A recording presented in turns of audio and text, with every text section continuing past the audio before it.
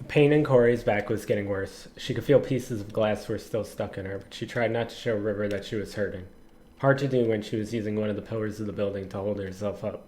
She wondered how River even got up there. Was she on the balcony the whole time, waiting to finish Corey off if Anvil had failed? "You've become quite the annoyance," said River. Each step she took as she walked closer to Corey was accompanied by a slight splash on the water building up below her from the rain. Despite the rain coming down harder, it appeared as if the rain was avoiding River, like it was purposely falling down around her, not on her. "I actually agree with Anvil, though. I don't get why Mr. Walton wants you so bad." Corey reached into her pocket and pressed the button on the side of her phone. Maybe he's just dying to have someone with an actual brain around. "Stalling with petty insults? You're better than that, detective." River stopped a few feet away from Corey. "Bringing you up here, making you think this is where Mr. Walton is, feeding you to the dogs and luring you to the one place this high up that's actually outside. I think my intelligence deserves more credit than that." Corey found the energy to stop leaning on the pillar for support, took a few steps out into the rain. She knew River controlled water magic and this was probably a bad idea, but she needed to buy herself time and try to avoid this fight at all costs. "I'm guessing your orders were to bring me to Mr. Walton alive, yet you opened with a threat to kill me. I'm starting to think it's more personal for you than it is for him." Mr. Walton has always been obsessed with the others. As River spoke, the rain let up. It made it easier for Corey to stand there and pay attention. "The gargoyle is the ultimate physical specimen. Jagger is the newest, and Mr. Walton won't even explain his importance to us. Then Raisha. Raisha is his favorite, and that makes you jealous." Corey laughed. "The biggest company on all of Novus and its leaders are all acting like they're in high school. Do you even hear yourself?" "Raisha is unhinged and does everything against Mr. Walton's protocols and orders, and he still gives her all of the good jobs. I should be the face of the Walton Company. I should be running the fundraisers. Instead, you're the only one with a mask and no chip, so you get all the dirty jobs." River took another step in Corey's direction. Corey wanted to take a step back, but she was still nursing her wounds. It took everything in Corey's power to be standing up straight. "The lack of a chip lets me do what Mr. Walton needs done without getting on the guard's radar. There are still some people, like you, not on Mr. Walton's payroll." "Unlike Captain Fair," Corey said. "Your captain has been on our payroll longer than half of Novessa. You should be embarrassed you never figured that one out." This time it was River who laughed. "Like I figured out you killed Ovell Henry? I'm still trying to piece together why you did that one." Corey's words removed the smile from River's face. "Ovell was necessary to keep Jagger at bay. We paid Ovell in magic, but we have no idea what he did with it," explained River. "In that moment, we feared Ovell would sway Jagger away from us and more towards you, so we just eliminated that variable." "How does Jagger feel about that?" "He'll never know," replied River. "You're the only one that would tell him, and you won't be here much longer." Cute. Corey put her hands in her pockets. She did what she could to move like nothing was wrong. "I've been training for moments like this. I don't think Anvil thought I would put up much of a fight. Maybe you should be more concerned than you are right now."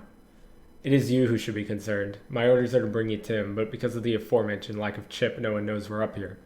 "That's your big plan, then? Lure me up here, murder me, then deal with the consequences later?" Corey removed her hands from her pockets and readied herself. "There is no way Mr. Walton treats you with more respect than the others if you do that." River put her right hand down with her palm facing the floor. The water on the balcony behind Corey began to swirl before forming a wall behind her and pulling her toward River. They were now face to face as River's mask started to form. "Mr. Walton will understand that your removal is for the greater good." Corey tried to press against the wall of water first and slipped through, but she could feel River manipulating it further, so she dropped down and slid through River's legs. She jumped up on the opposite side as River turned slowly to face her. "How can one insignificant detective cause you all so much grief?" River put her hand forward, and the water from the wall shot forward and knocked Corey to the ground. It pushed her all the way to the edge of the balcony. "You don't understand, detective. You are a peasant meddling in the affairs of gods." River lifted her arms, and the water underneath Corey lifted her up in the air and slammed her face first on the side of River. On the other side of River. River moved one of her hands again, and the water slammed Corey into the pillar she was leaning on earlier. "I have to get in close," thought Corey. "I stand no chance from a distance." Corey looked inside where she fought Anvil. Her gun was still on the ground. "Get up," said River, her words bringing Corey's focus back to her. Corey used the pillar once again to get to her feet. The moment she did, the rain got worse. Each drop made it difficult for Corey to see, and at times it looked like River was blending in with the water. River used more water to pull Corey to her, but this time Corey used the momentum and shot forward with a punch that nearly connected with River's mask. River pulled back just in time, but Corey spun and tried to land an attack with the back of her hand. River raised her forearm, and water braced the impact of Corey's attack. Koré completed the rest of her turn and kicked River in the side. The attack forced River to jump back, and she began to float just above the balcony. You could fly too? That's just not fair, shouted Koré. River spun around in the air with water circling around her. This can't be good. River shot a ball of water at Koré, who just barely dodged the attack. Koré had no idea where she was finding the strength to move all of a sudden, but it was most likely adrenaline and desperation. She noticed her dodge put her dangerously close to the edge again, so when River threw another ball of water in her direction, she dodged back to where she was originally. Each attack Koré moved or jumped away from as she ran toward the opening to get back inside. Just as she was about to enter, another wall of water shot up and blocked all the entrances. You won't get away that easily, Detective. River landed back on the ground. We both know you're just toying with me. Why waste time? Koré didn't take her eyes off the new wall, preventing her from getting to her gun. It was hard to tell how thick it was. Each second you waste this time that Mr. Welton or one of the others might find us. I imagine they're a bit worried as to why you haven't brought me in yet.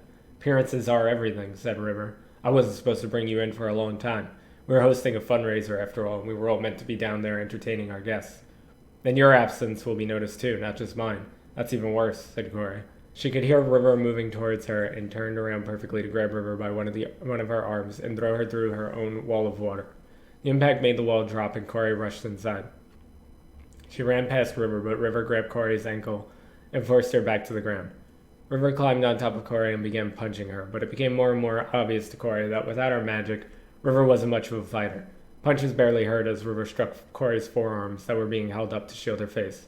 Koré rolled River over and was about to throw a punch when a pillar of water shot out of River's body and pinned Koré to the ceiling momentarily before dropping her back to the ground. River rolled backwards and got back to her feet. You might have a slight advantage in physical combat, but magic makes this an easy win for me, Detective. Just give up and die already. River slammed her hands together and water came from both of Koré's sides. She jumped forward and rolled in River's direction to avoid the attack. River swung at Koré, but Koré ducked and rushed over to her gun. She pointed at River and pulled the trigger, but forgot her issue against the anvil. The gun was still not loaded.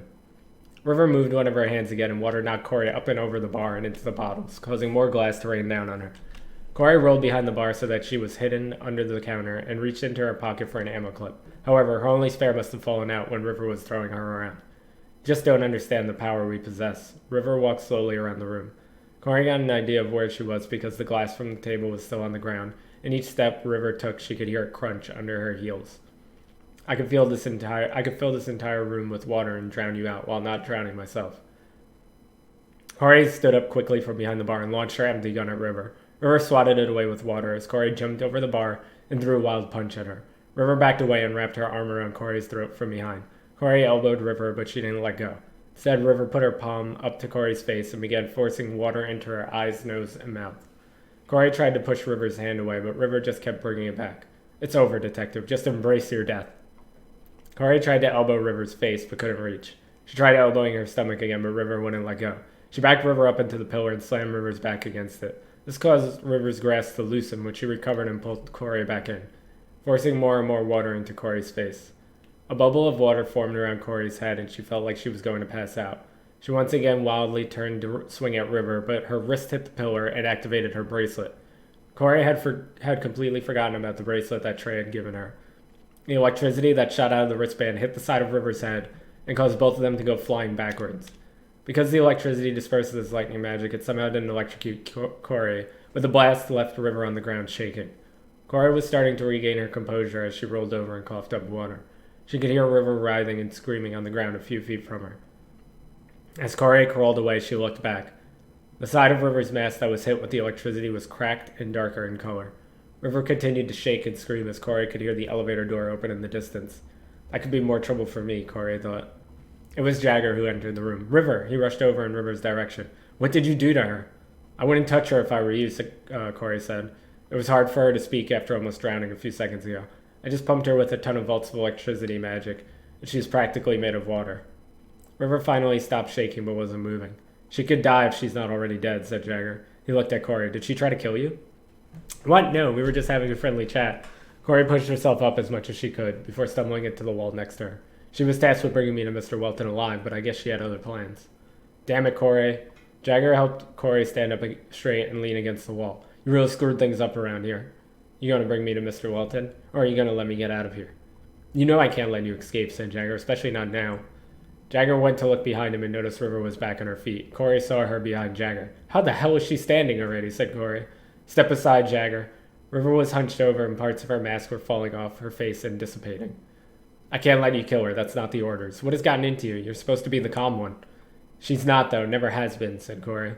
River took a step forward and Jagger stood between them. Don't listen to anything she says, said River. She's trying to manipulate us. Did you know she doesn't have a chip? The guard in the Weltons can't track what she's doing. Koré slowly moved herself closer to the hallway that leads to the elevator. She's a liar. River tried to conjure water in the hand on the side of where her mask was falling apart, but none came. She began to use the other hand. We know she doesn't have a chip, said Jagger. Then you know about her extracurricular activities, asked Koré. She's trying to pit us against each other. Don't listen to a word she says, Jagger. River took another step forward. Jagger turned to face Koré. Fine, don't listen to me. Koré pulled her phone out of her pocket. She tried not to show how happy she was that it survived all the water and being thrown around. Listen to her. Koré pushed a button on her phone and a recording played. First it was Koré's voice. Like I figured out you killed Ovell, Henry. I'm still trying to figure out why you did that one. Then it was Rivers. Ovell was necessary to keep Jagger at bay. Paid Ovell in magic, but we have no idea what he did with it. In that moment, we feared Ovell would sway Jagger away from us and more towards you, so we just eliminated that variable. Jagger's face told a series of emotions. Koré could see tears in his eyes, but his face was full of anger. His eyebrows narrowed, his fists clenched, and he turned slowly to face River. River was no longer conjuring water magic or yelling at them. She stood there quietly as the rest of her mask slowly fell off. How could you do this to me, said Jagger. The first time he said it was surprisingly calm. The second time, however, was much louder. How could you do this to me? I did what Mr. Welton told me to do. River put her hand out, but Jagger stepped further away. I didn't want to hurt you. This might get ugly, Koré thought to herself. She put her phone back into her pocket as Jagger and River continued to scream at each other. She slipped around the corner and headed for the elevator. Despite Jagger using it to reach them, the elevator was still inoperable from this side. Koré desperately looked around for another way to go. She checked the left side room that Captain Fair checked earlier and was surprised to see a door that led to a staircase. Not wanting to waste time wondering about the strange interior design of the Welton Company headquarters, Koré opened the door. There was a way to go up as well as down. I'm not sure my body can handle 32 flights of stairs down, but I should go get some help. Mr. Welton is at the top of the building, though. I am closer to him. Koré could hear people talking and coming down the stairs above her. I know that voice, she thought. Raisha. In a panic, Koré began to make her way down the stairs. Once again, she questioned how her body was handling all of this. Training with Konda must have paid off. She reached the bottom in a flash, breathing heavily and struggling to open the door leading out to the lobby. If she could find Tor, Cindy, Audrey, and Konda, they had a chance of making it out alive. When Koré opened the door, the gargoyle's large frame filled the entirety of it. He forced his way into the staircase with Koré, and she backed away slowly. When rushing down the stairs, she no longer heard the footsteps above her, but she heard them now. Raisha leaned down and peeked out from the staircase above. Now where do you think you are going, detective? The gargoyle slightly struck Koré, and she lost consciousness.